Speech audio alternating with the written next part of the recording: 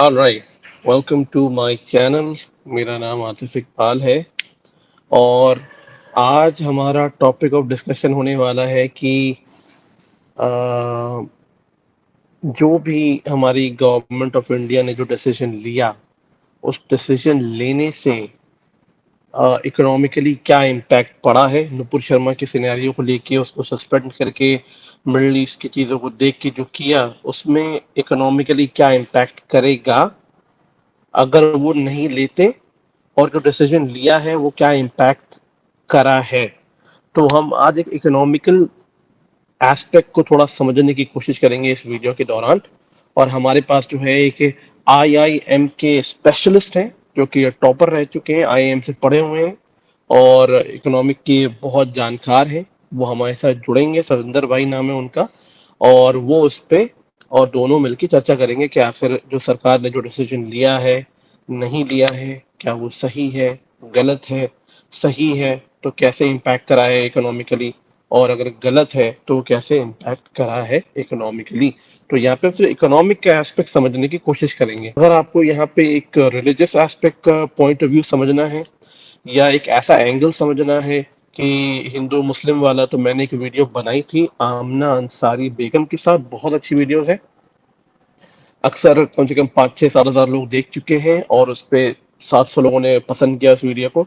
आप जाइए, जरूर देखिए उस वीडियो को, बहुत अच्छा लगेगा। अगर आप एक हिंदू मुस्लिम एस्पेक्ट समझना चाहते हैं, मुस्लिम ब्रदरहुड एस्पेक्ट जो एंगल है उसके अंदर, अगर आप वो समझना चाहते हैं तो डेफिनेटली उस चीज को देखिए, बहुत अच्छा लगेगा आपको। ये सिर्फ एक इकोनॉमिकली एस्पेक्ट को समझाने का है कि इकोनॉमिकली कैसे वो इम्पैक्ट करेगा यहाँ पे। तो अगर आपको ये वीडियो अच्छी लगे तो ज़रूर लाइक करिए, लोगों में शेयर करिए। अगर ये थीम पसंद आता है तो मैं दोबारा ज़रूर सतेंद्र भाई को जोड़ूंगा किसी इकोनॉमिकली एस्पेक्ट पे बात करने के लिए कि अगर कोई सरकार ये पॉलिसी लेके आई है तो क्या इम्पैक्ट करेगा, नहीं इम्पैक्ट करेगा। सतेंद्र भाई की अप्रोच बहुत ज़्यादा है। ये ट्विटर पे भी है, मैं उनका लिंक अपना डिस्क्रिप्शन में दे दूंगा, आप जाके उनको फॉलो कर सकते हैं।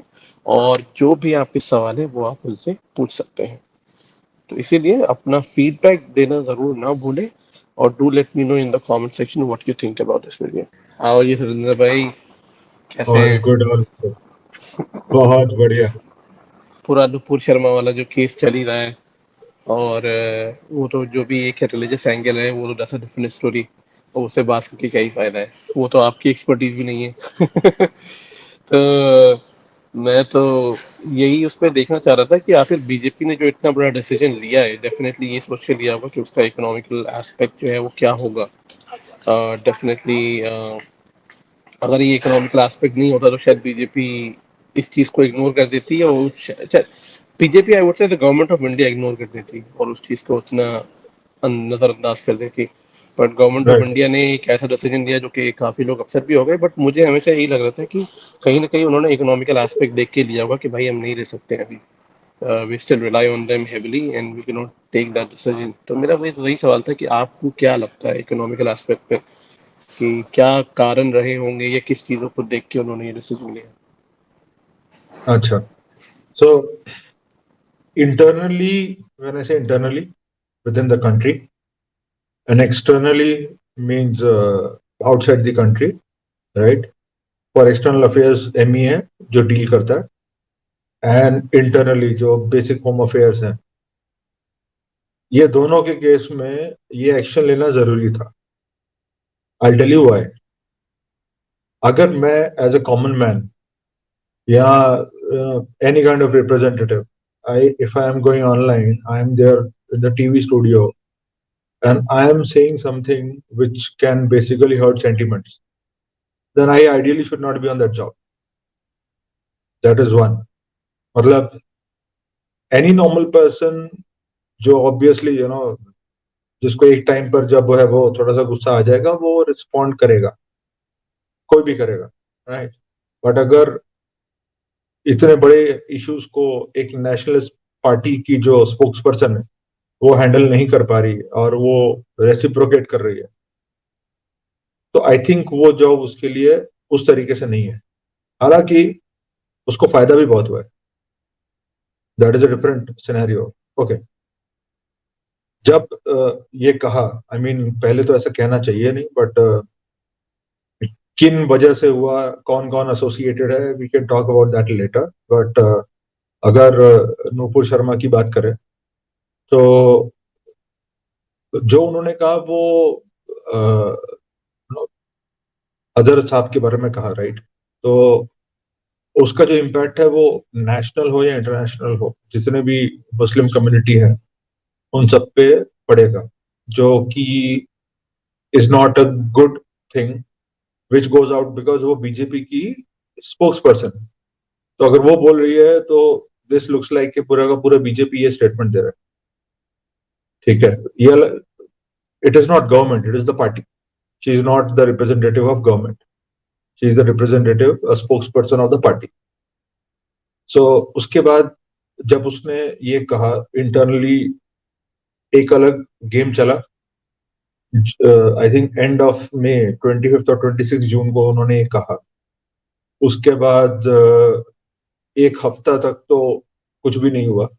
ओनली थिंग इज कि हाँ, कुछ आवाजें उठी। फिर सेकंड वीक खत्म होने के बाद एक फ्राइडे को जुम्मे की नमाज के बाद बहुत कुछ हुआ कंट्री में। बट इससे क्या हुआ कि जब नूपुर को निकाल दिया और उसने पब्लिकली माफी भी मांग ली, ये चीजें उसके बाद भी हो रही हैं। अब पब्लिक में क्या इमेज जाती है और किसकी इमेज गलत जा रही है? एक नेशनलिस्ट पार्टी ने उस हिसाब से सही पोजीशन लिया। ओके, अभी जैसे कतर है, कतर के साथ हमारा कुछ ऐसा ट्रेड है कि हम कुछ 1.34 या 1.35 बिलियन डॉलर्स का एक्सपोर्ट करते हैं, जिसमें सबसे बड़ा एक्सपोर्ट है चावल। और वहां से हमारा कुछ 7 बिलियन डॉलर्स का इंपोर्ट है, and that major of that is oil. So अभी के टाइम में इंडिया के पास ऑयल को लेकर बहुत ऑप्शंस हैं। और अगर आपने देखा हो तो कतर को जो रिस्पॉन्ड किया, ओआईसी एज अ होल, उसको इंडिया ने पहले रिस्पॉन्ड कर दिया, बोल दिया कि भाई इंटरनली तुम, और every country, Muslim country is basically part of OIC. पर अगर इसको मैं दूसरे तरीके से देखूं तो आइडियली जितने भी बड़े कंट्रीज थे वो सबको भी जवाब चला गया। बट उसके बावजूद भी टू मैनेज देयर रिलेशंस उन्होंने यूएई एंड ईरान, ठीक है, अफगानिस्तान, इन सबको, सऊदी, इन सबको इंडिविजुअली डील किया, बड़े प्यार से डील किया। इन्होंने बहुत स्मार्टली अपने ऑयल रिसोर्सेज का जुगाड़ बना के रखा। ठीक है।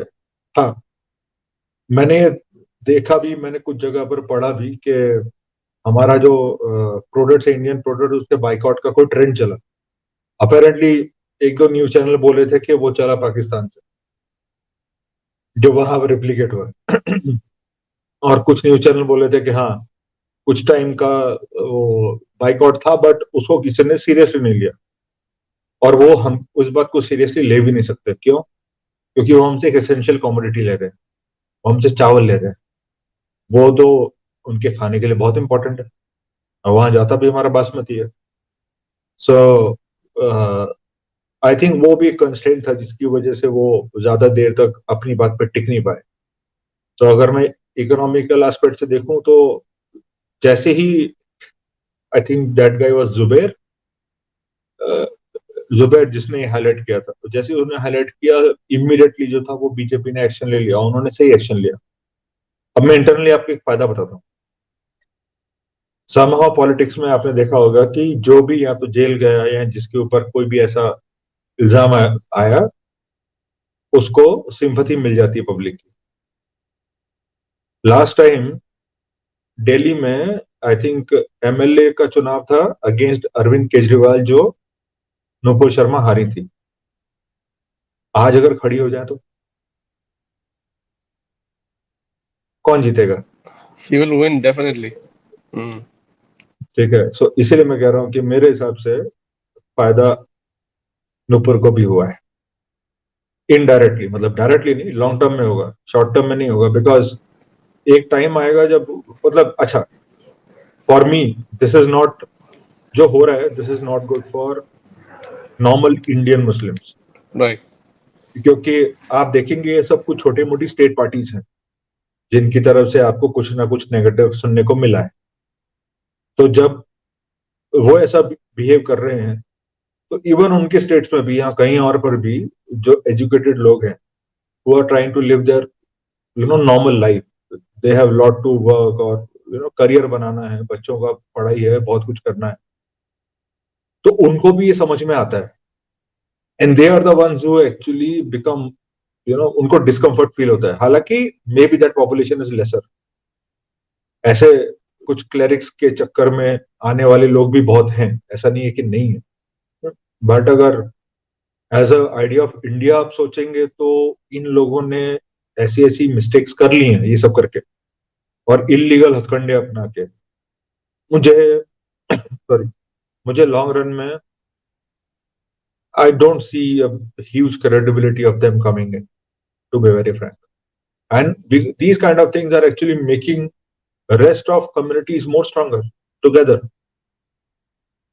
which is also not, I mean, this is a crude statement to make, but I think rest everybody is now supporting and sympathizing with Nupur Sharma, क्योंकि आप देखेंगे कि सिर्फ उसका नाम जो है वो सामने आया, अच्छा नवीन जिंदल का नाम सामने नहीं आया, तस्लीम रहमानी का नाम सामने नहीं आया,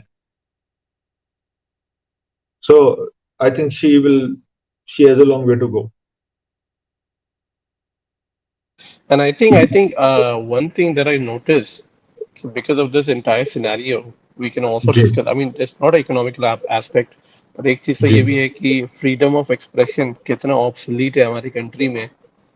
That has also raised that concern क्योंकि नहीं है वो basically. आप बोलो तो फिर action ले लिया जाएगा हर बात पे. तो अच्छा, मे बी थोड़ा सा क्रूशियल स्टेटमेंट है, बट मे बी अगर मैं ओवैसी का छोटा भाई हूं तो मेरे पास फ्रीडम ऑफ स्पीच है,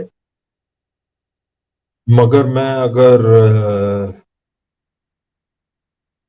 आतिफ इकबाल हूं, मैं अगर सुबही खान हूं, अगर मैं तारिक वानी हूं, तो मेरे पास फ्रीडम ऑफ स्पीच नहीं है, तब मैं गद्दार हूं। It's I am sorry but कुछ ऐसा ही है। right. नहीं ये तो है. That's the fact as well. पर I think मैंने जितना सुना है कि अभी जिस जो कुवैत जितना इश्यू क्रिएट कर रहा था इस चीज को लेके प्रोडक्ट को लेके अभी इंडिया ने वो काउ डंग एक्सपोर्ट करें कुवैत को इफ आई एम राइट कितने something metric ton cow dung for their farming and etcetera. तो ये क्या है मतलब आप एक हफ्ते पहले कह रहे हो कुछ और उसके बाद आप काउ डंग भी ले रहे हो. चीजें बॉयल डाउन हो गई हैं कुवैत में, तो स्पेशली बॉयल डाउन हो गई हैं। आपने, मेरे ख्याल से कल की न्यूज है, जब कुछ लोगों ने प्रोटेस्ट निकाले थे कुवैत में, एंड कुवैत ने जो है उन सबको यूजिंग देयर कैमरा पे जो जो रिकॉर्ड हुए हैं उन सबको ढूंढ ढूंढ के डिपोर्ट करने का डिसीजन लिया है, एंड कुवैत को भी समझ में आ गया है। मेरे ख्याल से Kuwait has played very smartly, I don't think सो, उनका जो हिसाब किताब था वो बॉयल डाउन हो गया, और आने वाले 5-10 दिन में ये ओवरऑल हर जगह बॉयल डाउन हो जाएगा। जितनी मेजर कंट्रीज हैं जिनके साथ स्पेशल ट्रेड है वो सब तो बॉयल डाउन हो चुके हैं। ईरान का तो फॉरेन मिनिस्टर इंडिया आके गया, मिस्टर मोदी के साथ बैठ के गया, उसने एक एडिशनल ट्वीट डाली जिसके ऊपर हमारे यहाँ की मिनिस्ट्री ने ऑब्जेक्शन उठाया, तो उसने वो ट्वीट भी जो है वो डिलीट कर दी। So everything is going to become much normal, I don't think so कि कोई ज्यादा प्रॉब्लम होगी, दिस इज बॉइलिंग डाउन, अभी जो है ये बॉइलिंग डाउन वाला सिचुएशन चल रहा हाँ ये तो है. अगर हम ये भी देखें कि इन सारे सिनेरियो से अभी जितने भी बड़ी रेडिकलाइज लीडर्स हैं या पॉलिटिकल पार्टीज हैं जिन्होंने अपनी हरकतें दिखाई हैं वो काफी विजिबल हुए हैं to be honest on the ground level क्योंकि नहीं दिखते थे हमको. है। जी बहुत सारे लोग हैं प्रयागराज में है जावेद नाम है जिनका उनकी बेटी है Afreen Fatima and there are lot of people. PFI के लीडर हैं काफी ज्यादा. वो सबके सब एक एक करके निकल के आए they become very visible now. तो उन पे भी एक्शन लिया जा सकता है. बट ये जो जितने डैमेजेस हुए हैं इंडिया में इसको क्या लगता है आपको is it a very heavy damage that they have caused within the Indian economy or what do you think? They have definitely partially damaged the goodwill of India across the globe. What happens is there are 6 different factors which actually together become a framework. They are your political, economical, social, technical, environmental, and legal factors. These are 6 factors, and they a political stability, a kind of technological capability, right? Environment where comfortably a company can come in and work, right? Uh, Purchasing power in terms of setting up that industry. For example, अब India में अगर semiconductor आएगी तो the companies here should be capable to invest $20 billion just for initial setup. ठीक है?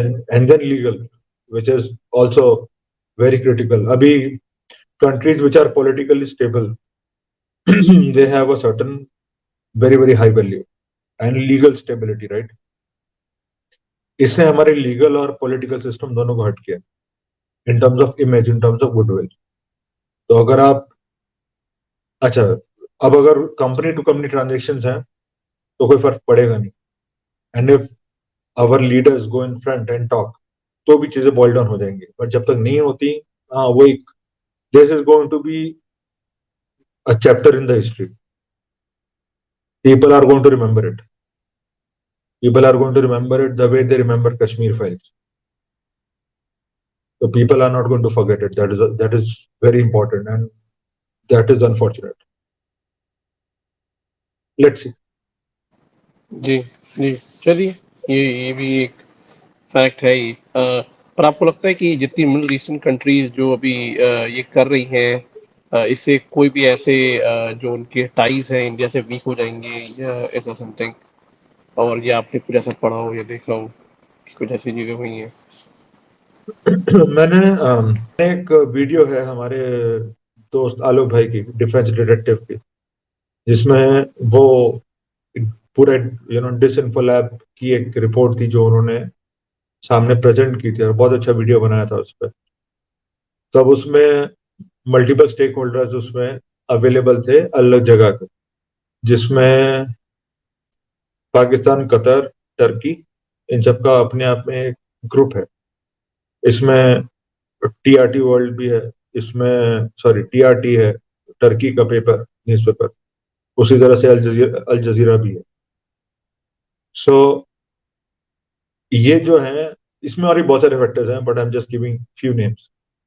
सो ये जो है, they are highly invested in breaking down the goodwill, in breaking down the peace of India.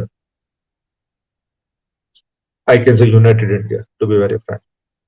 So अगर वो ये करने में लगे हुए हैं, and there are few elements from India who are saying all these statements in Washington Post and Al Jazeera and all these places.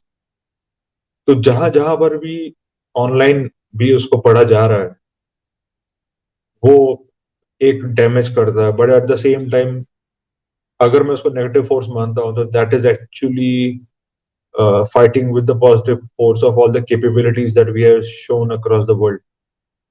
And this negative thing will boil down. Only thing is that coexistence is critical. Matlab, and if I say as an economics guy or a strategy person, I can say कि ये goodwill की हमको बहुत जरूरत है, but अगर कहीं से नेगेटिव आ भी रहा है तो हम उसको मैनेज कर सकते हैं. It is just another news. But if I talk like an Indian, the coexistence जो होना चाहिए आराम से, मतलब मैं आपके मजहब का एहतराम करूं, आप मेरे मजहब का एहतराम करिए.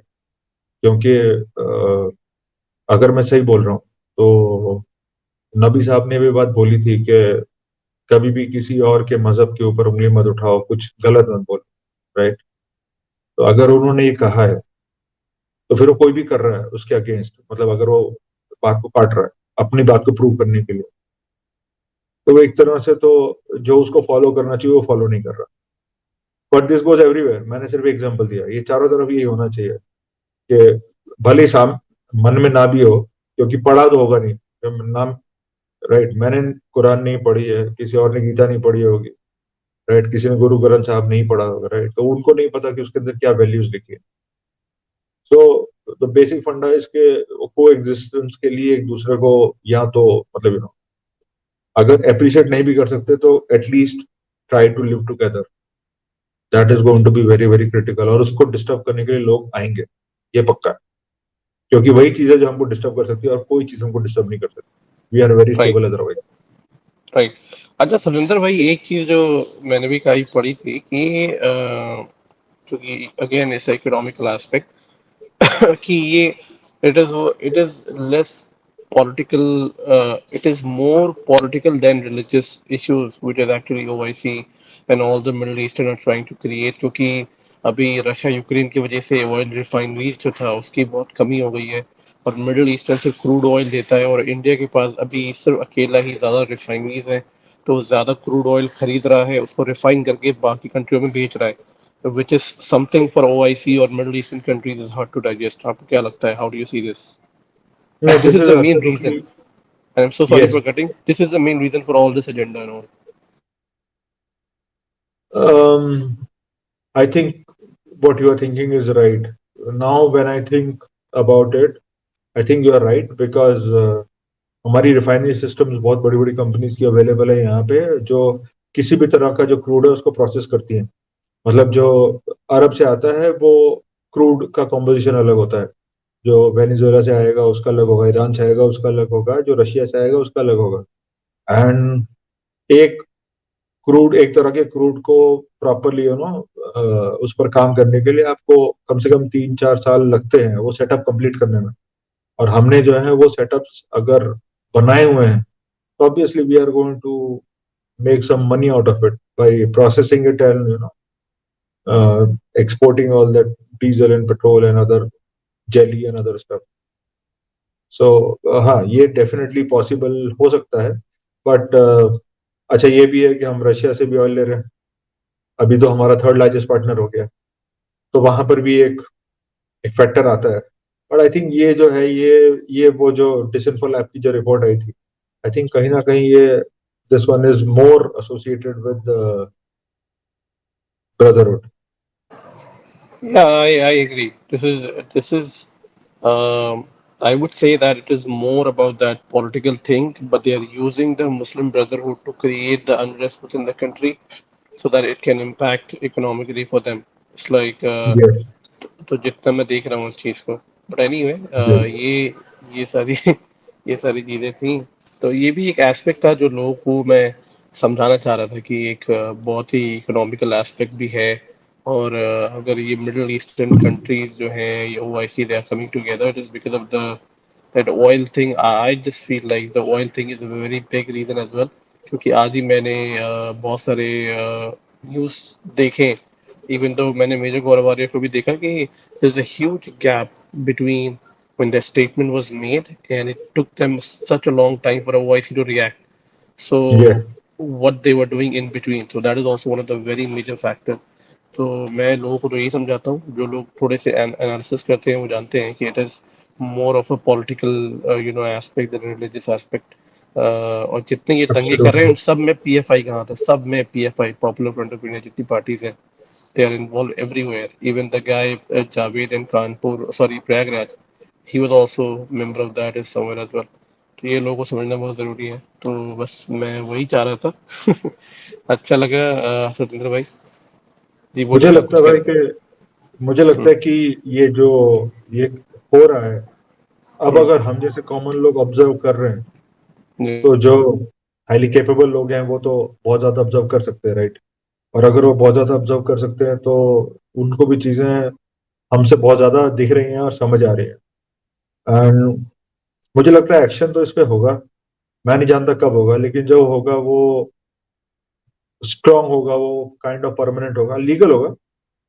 और लीगली हमें अपने आप को प्रूव करना पड़ेगा, हमारी गुडविल का सवाल है, इंडिया के इंप्रेशन का सवाल है ग्लोबली। क्योंकि अगर मैं लीगली क्रेडिबल नहीं हूँ, तो मेरे लिए वो क्रेडिबिलिटी अक्रॉस द वर्ल्ड खोना और लोगों का इंडिया आ पाना, या फिर इवन टूरिज्म हो या कोई और ऐसी इंडस्ट्री हो जहां पर एक्सपोर्ट इंपोर्ट वाला हिसाब किताब चल रहा है, जहां पर मैन्युफैक्चरिंग भी इंडिया में चल रही है और एक्सपोर्ट हो रही है ग्लोबली, इन सब पर असर पड़ेगा बिकॉज ऑफ दिस इंप्रेशन, क्योंकि कुछ और नहीं पर ये न्यूज बहुत हाईलाइट होगी। सो ये हमको भी साथ में समझने की बहुत जरूरत है, बट हम आई थिंक इकोनॉमिकल ग्रोथ के साथ और यू नो ये जो मतलब बीजेपी ने अपना काम कर दिया, उन्होंने एक्सपेल कर दिया नूपुर को। भले 4-5 साल, आई डोंट नो कितने साल के लिए किया, बट मैंने सुना 6 साल के लिए किया। बट द पॉइंट इज कि अभी वो नूपुर जो है वो पहले एक कल्प्रिट, सो कॉल्ड, मतलब sorry for the rude language, but एक कल्प्रिट की तरह पर थी, राइट। बट अब जो है उनके पीछे एक मास सपोर्ट है। अब जो है वो हर कोई जो है वो उनको सपोर्ट कर रहा है। हमने ट्विटर पे कितना देखा, हमने स्पेसेस पे कितना देखा, राइट। तो नाउ देखा जाए तो she has a long way to go. Her political career actually just started. But anyway, thank you, Franjan bhai, for coming and discussing about these issues. Definitely, दोबारा हम connect करेंगे in the future to discuss about something on the economical aspect as well.